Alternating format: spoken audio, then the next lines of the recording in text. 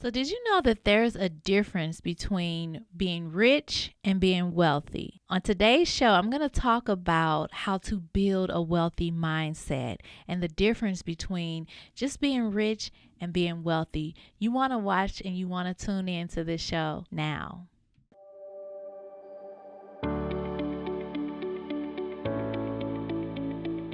So, today is all about building a wealthy mindset. A wealthy mindset. That's right. Write the vision. Make it plain. We're going to write the vision. So many people want to be rich, but being rich is mostly about the amount of money you have, or just having a lot of money and spending a lot of money and doing a lot of things materially. But really, wealth is a mindset. Wealth is not about just having a lot of money. Wealth is about having a lot of options. Wealth is about freedom. Wealth is about you being able to not even worry about money, not even, be concerned about money. So let's tap into this mindset of wealth and the difference between rich versus wealth. I love this quote. I want to share this quote from Napoleon Hill. He says, "If you can't do great things, do small things in a great way." And I want you to think about that. I want you to think about whatever it is you do for a living, whatever it is you do in your career, in your business, in your job. How can you add more value? Because that's the key to building wealth, is to add value to the world. And you may think, well, what I do is not that great, or compare it to what society says is great, or what the world may say, like having fame or having a certain platform. But looking at not just doing something great or getting all this attention, doing small things in a great way. How can you take what you do, however simple it is, and do it in a great way? How can you really add value by doing what you do? So when it comes to wealth, because we talked about riches. We talked about being rich is just having a lot of money, but you could be rich but still be broke at the same time if you have a lot of money but you spend a lot of money, or you're overspending. So you can just have a lot of money and consider yourself rich, but if you don't manage it wisely, you won't be considered wealthy. And so we talked about just how wealth is all about mindset, and wealth is not about having a lot of money, but having a lot of options, having freedom, having things to say, I think I'm going to take a break today. I think I'm going to work in the evening instead of in the daytime. I think I'm going to do something different. I think I'm going to be creative in something else. So you don't want to allow your present moment to keep you from doing the work required to help you progress in your destiny. So whatever it is, wherever you are right now in your financial situation, you want to look at that and you want to acknowledge it, but you want to always think about where you're going. You want to always shoot for where you're headed. Don't let where you are now hold you down and limit you. Never attach your self-worth to your net worth. All right, I'm gonna say that again. Don't attach your self-worth, who you are as an individual, your value. Don't attach that to the amount of money you have. That does not make you. You are valuable, period. Just because you're you exist, you are here, you are one with God, you are a child of God, you are royalty, you are powerful. You're a powerful being. So never let money define you. You hear about people changing when they get a certain amount of money. They act different. They feel like they can treat people in a certain way. When no, you are who you are, regardless of how much money you have. Regardless, you could, become a billionaire tomorrow. You're still just as valuable if you're not a billionaire. So don't let money define who you are, first and foremost. Because a lot of people attach their identity to what they do and to what kind of money they have in the bank, or they attach it to material things that they have, when it's like, no, that's not who you are. It's not who you are, and it does not define you. So when money shifts when money fluctuates, that should not change how you feel about yourself. If something happened with your job and you're not making as much as you made before, that does not stop. That does not change who you are as a person. You don't fluctuate. You don't feel bad because, oh, now I'm making this much. I was making that much. No, you're still powerful. You're still valuable. You're still an amazing person. So you got to know your self-worth, and you got to build yourself up from the inside out and know that you alone are enough with the money or without the money. And I'm so glad we're talking about wealth today and the wealth mindset. And I believe we're going to talk more about this on Financial Fridays and just how important it is to build the wealth mindset. But here's the thing I want to talk about. When it comes to you building the wealth mindset, knowing that being true to yourself, taking ownership of who you are, and not needing to be validated by money, by things, by income levels, by promotions, by job titles, just you being good with who you are, mind, body, and spirit, because wealth is health. I want you to type that in the comments. My wealth is my health. You just being wealthy, it goes beyond just money. Wealth is your way of living, your way of life, your health, your family, your friends, you being able to breathe and hear and see and walk and talk. That's wealth. That's abundance. And so you knowing this, you walking in this, yes, your wealth is your health. So knowing that is so important.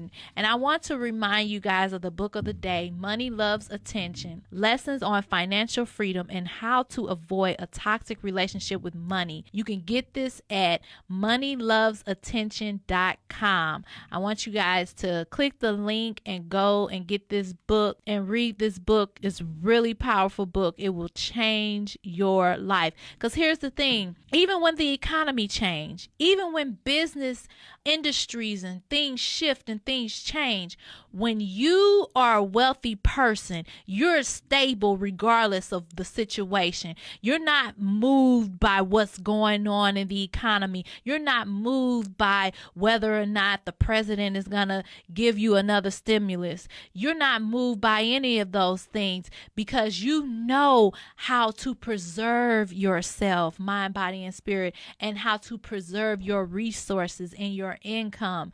And you're not just everything you get, you go and you got to spend it and blow it, but you know that you're not moved by the instant gratification. You're not just trying to get something quick, get rich quick, or get anything quick, because you know that wealth is a process and it's gradual and it's built and it evolves. And just like your mindset evolves, you want to evolve in your wealth. I'm going to say that again. Just like your mindset is evolving, you want to continue to evolve in your wealth. So I want you guys to do that. Go get the book and then let me know what you think. I want to hear from you. Let me know. And at this time, I'm going to go ahead and invite my husband, Patrick, to join us, the author of Money Loves Attention and also the financial expert. Hey, everybody. How y'all doing today? All right. So what do you think about this topic, just how wealth is a mindset? I think that's key. And I talk about it in the book.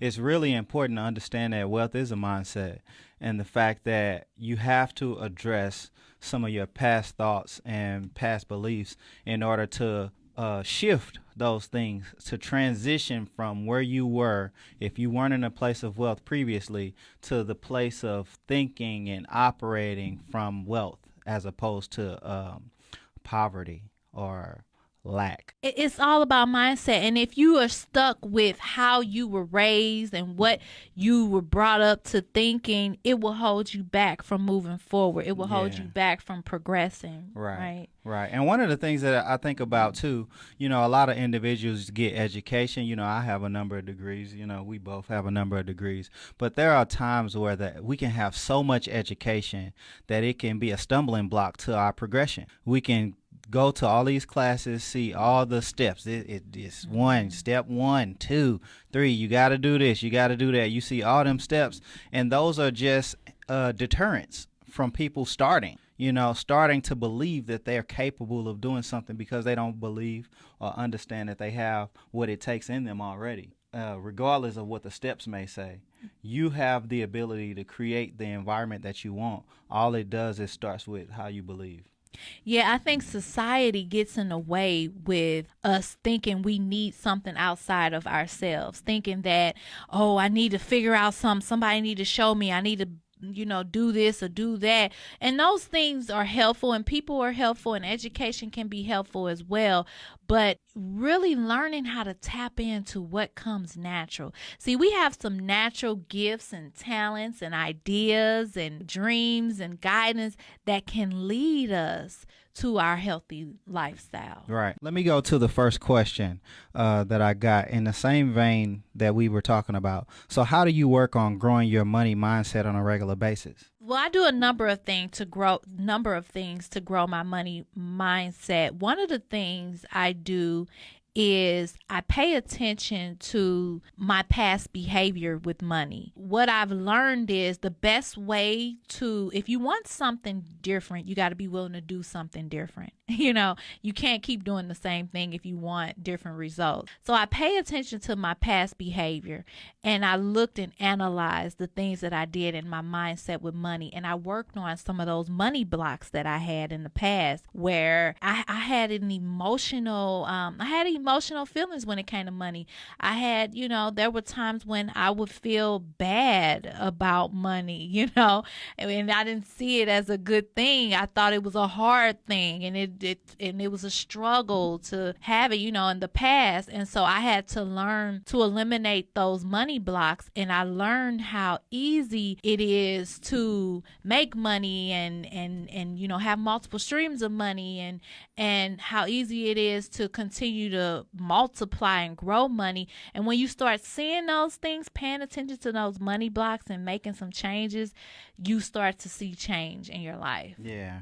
And for me, I think being able to recognize those money blocks is key. One of the things that I noticed and I learned throughout just my education process, that a lot of individuals believe that the more money you had, the more money that will be going out immediately, the more money you would have to spend. And it kind of reminds me of a message that you gave, not too long ago, where you said that if things come up, ideas and beliefs come up that you don't feel are true for you, you can reject those things. You cannot accept them and believe them. You can say, no, I don't agree with that. I don't agree that it's always going to be hard for me. I don't agree that every moment I'm going to struggle, or the more money, more problems. I'm not going to agree with that. I'm going to believe that I can have life and have it abundantly and be prosperous and be happy and have a life filled with joy and health. My health is good and my mind is straight. I'm not subject to all of those things. I don't receive them. Yeah. And if you've seen struggle growing up, if you've seen your parents struggle to not have enough or struggle to make ends meet, or, when they got extra money, how things change, their behavior change, or if you get extra money, if you notice the things that change you, pay attention to that. Like, why am I feeling better emotionally because I have extra money? What does this mean? What is this attachment?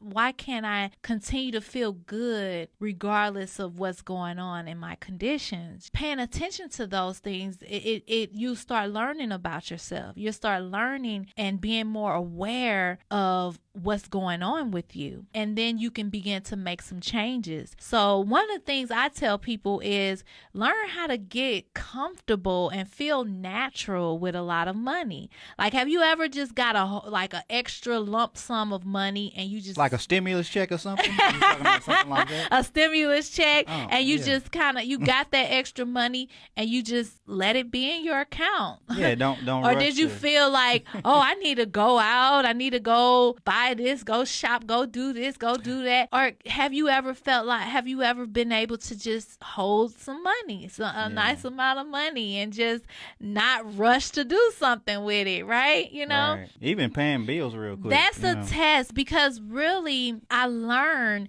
that if you want, like, let's say I hear people say, they have business, they say they want to be a millionaire. And I always tell people, you got to be natural with $1 million in order for $1 million to be natural with with you. You got to learn how to be comfortable and manageable with that money in order for it to be something that is frequent in your life or natural part of your life. And so you need to be aware of that. That's part of you building the wealthy mindset, because as you build the wealthy mindset, you know how to maintain wealth financially as well in every area of your life, and specifically financially, because that's what we're talking about today. And so I do have another question for you. How can you persevere and move forward when you feel like you have no support? I think the thing that people need to realize, there are seasons in your life where you may feel like you have no support. You may feel lonely. You may feel like no one understands or no one is there for you. A lot of times those seasons are only preparing you for even greater things. It's only preparing you for abundance of support and abundance of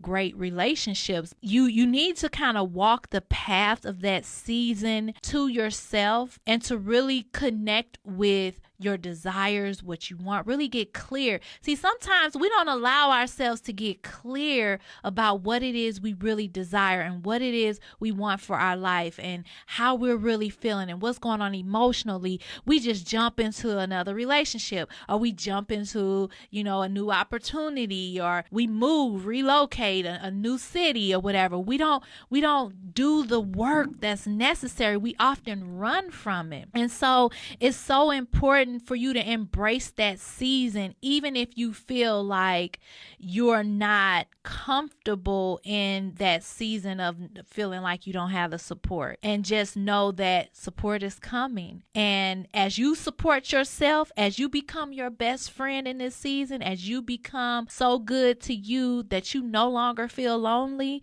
then you'll begin to see things shift and all of that transfer in your life. Yeah, I definitely agree with that. Yeah. You'll see that. I really do think the key is being comfortable with money, being comfortable with resources, being comfortable in environments that reflect the resources that you desire to be in. What I've observed in my corporate journey is that people act different in different environments. That's just straight up. We talking about keeping it real. When I'm in an executive room and I'm in the lunchroom, people act different in those rooms. And you should be the same person. You should be comfortable. Whether you're in the lunchroom or you're in the executive room, you shouldn't feel timid because you're around what seems like success. You shouldn't be timid because you're in an area that seems like riches or wealth. You should be comfortable regardless of what environment that you're in, because if you're comfortable there, that means you can receive it. That's right. Because you are wealth. Because you are really, when you tap into who you are, you know that abundance is your birthright. You know who you are. So your success everywhere you go, no matter what room you're in. Yeah. And you walk like success. You talk like success, regardless. I don't care if you only got $5 in your bank account. You are success. And you got to know who you are beyond a number or a dollar amount or a title. Right. Because that does not define you. Yeah. And anytime somebody change because you can, and if you can visibly see them change because their resources have changed, that means that there is an unhealthy attachment to that resource. There's an unhealthy attachment to money. There's some type of validation that they receive, and they expect it to reciprocate from others to them just because they have it. But ultimately, we have to get to the point to where we understand that we are enough mentally, physically, spiritually, and we aren't to be moved by the fluctuation of resources. We got a question. She said, what do you do if someone acts funny after they receive money or even a stimulus? So if someone is acting funny because they got some extra money, pay attention to that. When people show you who they are, believe them the first time. Maya Angelou, that's her quote. If somebody is allowing money to change them, be aware. That's information that you want to store and you want to be aware of. And you use that information and you make your decisions, create your boundaries, set your standards, and grow from that. That's really all you can do in that sense. Yeah. Because people are going to be who they are, and maybe that person feel a certain way because they have some extra money. That says a lot. Yeah, I think definitely. You hit the nail on the head. When people show you who they are, believe them. Ultimately, if they act funny over the stimulus, they're gonna be acting funny as soon as it's gone. They're gonna be right back.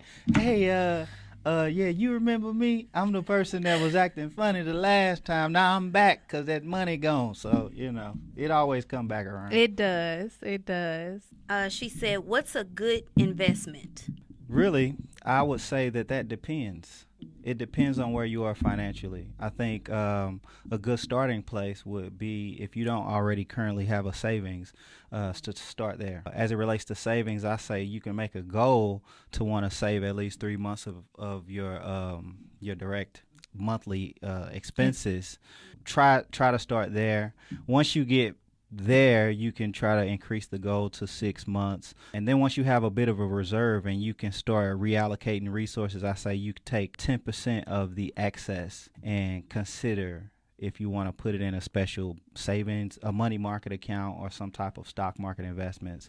My outlook on investing is you should take investing as a long-term approach. You shouldn't look at investing as a short-term solution. So if you're going to start investing, I say look at it as a long-term option from at least 3 to 5 years. Something that you can sit your money in and allow it to grow and work for you. Yeah, a lot of people are doing some get rich quick investment things. Watch out for that, because that's a real popular trend now. Don't get caught up in all of that stuff. Yeah. So, and if you do have a savings already, look at some of the ETFs on the stock market. That's more like an independent way to create a savings plan for long-term stock market investing.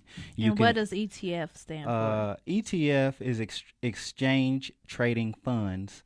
That's basically a grouping of companies. It can be in particular industries or particular sectors, business sectors, and it allows you to invest not just in one company, but you can invest in multiple companies in the same industry or in the same sector. Like, for instance, if you want to invest in Facebook, Tesla, all them, you can take like 10%, or you want to put 10% of your access income. Even if it's like somebody said you can start with like $50 a month or something. Like, you can start small and just invest it into those companies. Right.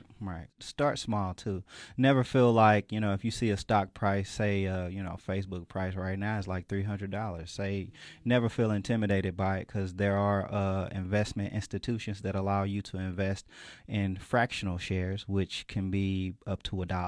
So you do have options. All right. This is good. I do want to say, take your wealth building, your wealth mindset, really take it serious, because you want to think about, I don't know, some of you may have children or your children's children or even your family and relatives. When things happen, it feels really good when you're in a space where you have access to extra money and you're making wise decisions. You're not moved emotionally by money. Pay attention to the emotions that money bring up for you, because those emotions are telling you a lot about where you are and what you can clear up and deal with and remove those money blocks so that you can prosper more. Because a lot of times the emotions is what cause us to get out of control when it comes to spending, and then once we spend it up and it's gone, and then we feel bad. Being able to feel good in where you are and not needing those instant gratifications, the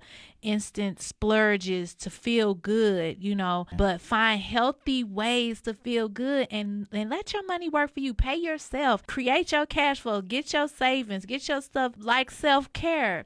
Yeah. Take care of your money, your finances, so that it's covering you as well. Yeah, and one of the last things I want to say too, especially when we talk about mindsets that we get from our upbringings, I say, for individuals with children, a lot of times when we get extra money, we feel like I got to make sure I give my children everything that I never received. And I think the way to really build wealth, especially for the next generation, is to not to purchase kids what you didn't get, but to teach them things you never learned. So if you teach them the things that you didn't learn until you were older, that's something that they don't have to wait until they're older to get that experience. So yes, love it. Yes, great advice.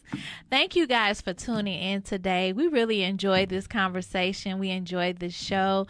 We want to invite you to join us live every Monday and Friday at 11:30 a.m. Central Standard Time. We look forward to, connecting with you guys in the next show. Also, go to our YouTube channel. We have some exclusive videos there, and we look forward to connecting with you again. Enjoy, guys. Thanks so much for watching. Get the book, Money Loves Attention. Go to moneylovesattention.com. Thanks so much for tuning in. Now, I want to hear from you. What do you think about this message? How will you begin to build a wealthy mindset? Leave me a comment below and let me know. Also, don't forget to subscribe to our channel, like and share the video, and I'll see you in the next show.